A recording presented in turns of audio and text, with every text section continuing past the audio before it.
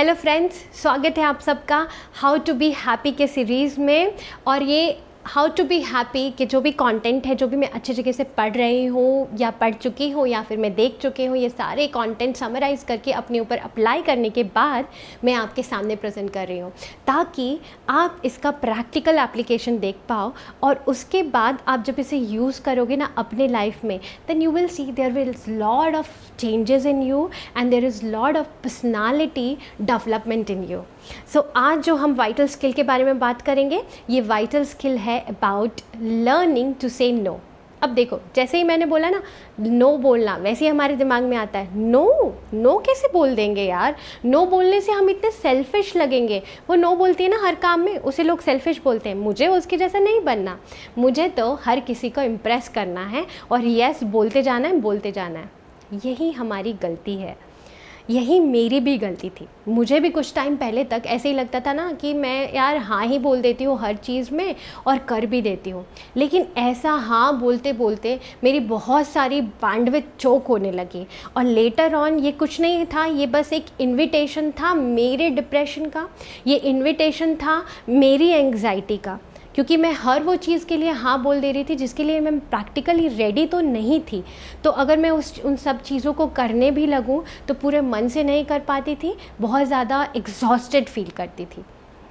तो इसीलिए ना बोलना भी बहुत टाइम पे बहुत ज़रूरी है। और मैंने एक सेंटेंस कहीं पे पढ़ा that every yes you are saying to something is no to something you really want to से।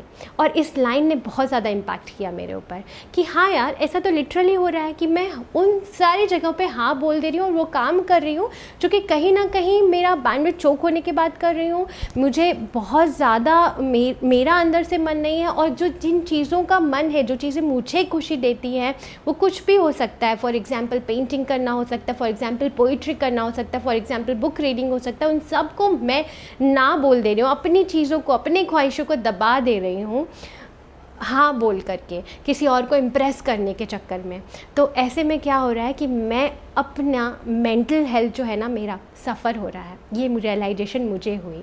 तो मैं आपको फिर लर्न टू से नो बहुत जगह पढ़ा, बहुत सारी इसकी टेक्निक्स पढ़ी कि किस तरीके से नो बोले। वो मैं आगे चल के वीडियो में भी आपके साथ शेयर करूँगी, पोलाइटली किस तरीके से आप नो बोल सकते हो।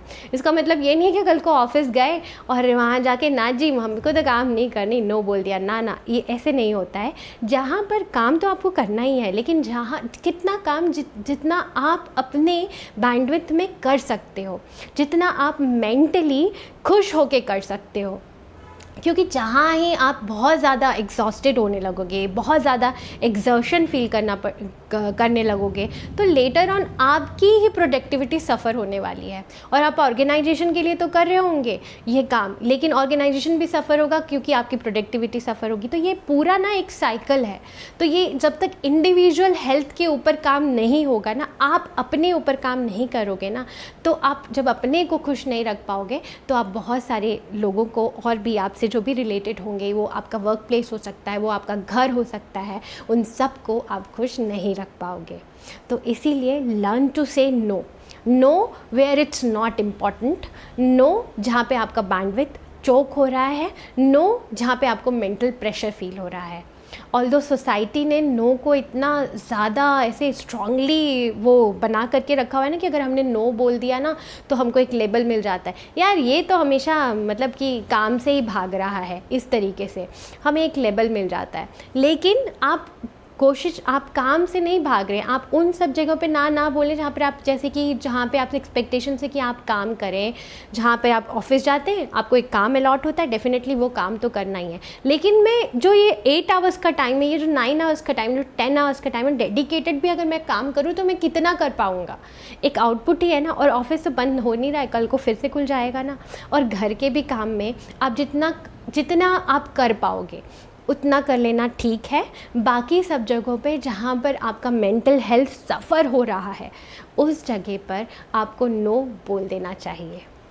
अपने आप को प्रायोरिटाइज़ करने के लिए ना हमें किसी भी चीज़ का गिल्ट नहीं होना चाहिए, क्योंकि जैसे मैंने पहले कहा है, आपका मेंटल हेल्थ अगर अच्छा है ना तो आप आसपास के लोगों को भी अच्छा रखोगे, आप आसपास के सराउंडिंग को भी अच्छा रखोगे। अब मैंने बोला था कि मैंने ये भी सीखा कि किस तरीके से पोलाइटली नो बोल सकते हैं, तो यहाँ पर कुछ सेंटेंसेस मैं आपके साथ शेयर करती हूँ जो कि हो सकता है आप नहीं बोल पाएँ वहाँ पर। तो सबसे पहले आप सेंटेंस जो आप यूज़ कर सकते हैं वो आप ये बोल सकते हैं कि sorry, I like the project, I am interested in the project, but I can not go forward with this as my bandwidth is choked. This is the first thing you can use. I am overloaded, I would appreciate if this work will be shared.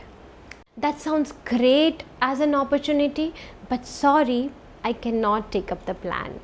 I would love to do so, but unfortunately, it's not feasible for me. I'm grateful for the opportunity you have given me, but I'm sorry, but I have to say no because I'm caught up somewhere. सो देखा आपने, ये थोड़े examples दिए मैंने। आप work places में आप ऐसे बोल सकते हो जब आप ओवरवेल्म फील कर रहे हो।